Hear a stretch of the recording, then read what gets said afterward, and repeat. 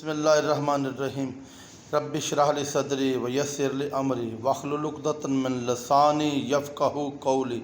मैं आज अपनी कौम से मुखातब हूँ, बुज़दिल तरीन कौम से मुखातब हूँ, जिनके बहादुरी के किस्से सिर्फ़ किस्से कहानियों तक महदूद हैं। कभी अपने हकूक़ के लिए खड़ा नहीं हो सकते, कभी अपने हक़ के लिए लड़ नहीं सकते, कभी अपने हक़ के लिए बोल नहीं सकते।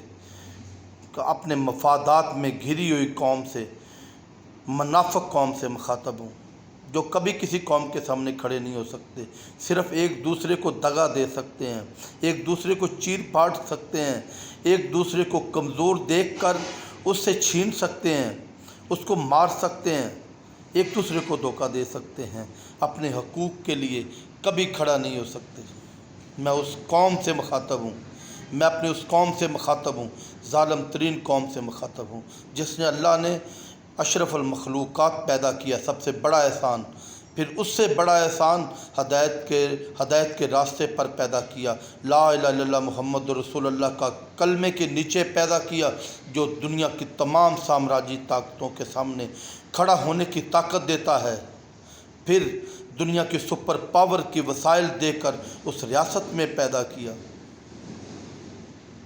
किस मकसद के लिए पैदा किया कि अपने इंसान होने का पास रखते हुए, अपने मुसलमान हदायत के रास्ते पर पैदा करने का पास रखते हुए, और तमाम अल्लाह ताला के दिए हुए वसाइल को बरूए कार लाते हुए इस मुमलकत खुदादाद पाकिस्तान को दुनिया में इस्लाम के गलबे का बाइस बनाएंगे, और दुनिया में इस्लाम की एक सुपर पावर के तौर पर दुनिया में ये राज करेगा मुल्क। लेकिन हमने उसके बरक्स अपने आप को अपने इंसान होने का पास रखा, न अपने मुसलमान होने का, ला इलाहा इल्लल्लाह मुहम्मदुर रसूलुल्लाह के कलमे का पास रखा, ना ही अल्लाह के दी हुई वसाइल का पास रखा, और भेड़ बकरियों और चरवाहों की शक्ल, भेड़ बकरियों और चौपायों की शक्ल इख्तियार कर ली, और अपनी डोर चरवाहों के हाथों में दे दी, जालिमों के हाथों में दे दी, व्यापारियों के हाथों में दे दी, जो जिस तरफ चाहें तुम्हें हाँक दें, जिसके एजेंडे पर चाहें तुम्हें चला लें, जिस तरह चाहें तुम्हें जिस मर्ज़ी जोहड़ पे बांध दें, जो मर्ज़ी तुम्हारे अंदर सोच पैदा करना चाहें सोच पैदा कर दें। तुम्हारे अंदर इतनी भी ताकत नहीं है कि तुम अपने हकूक़ के लिए खड़े हो सको, तुम इसको वो रियासत बनाने की कोशिश कर सको जिसके लिए अल्लाह ताला ने इस रियासत को कायम किया। हम ज़ालिम हैं, मेरी बात याद रख लो। हम जितनी बड़ी नमाज़ें पढ़ते रहें, जितने मर्ज़ी चिल्ले लगाते रहें, जितनी मर्ज़ी इबादतें करते रहें, जितनी मर्ज़ी महफ़िलें करते रहें, कोई मौलवी, कोई पीर नहीं बचा सकेगा हमें। अल्लाह और अल्लाह के रसूल सल्लल्लाहु अलैहि वसल्लम हमें माफ़ नहीं करेंगे। हमें हिसाब देना पड़ेगा अपने इंसान होने का, अपने मुसलमान होने का, और अल्लाह की दी हुई तमाम वसाइल का हिसाब देना पड़ेगा, चाहे जैसे मर्ज़ी भेड़ बकरियाँ बन जाओ। कभी लीडर के साथ नहीं खड़े हुए। भुट्टो ने इस कौम को खड़ा करने की कोशिश की थी। वो ऐसी सलाहियत रखता था कि वो अब हमारे वसाइल को इस्तेमाल करते हुए पाकिस्तान को दुनिया की सुपर पावर की तरफ ले जाने की ताकत रखता था, लेकिन यही सलाहियत उसका जुर्म बन गया।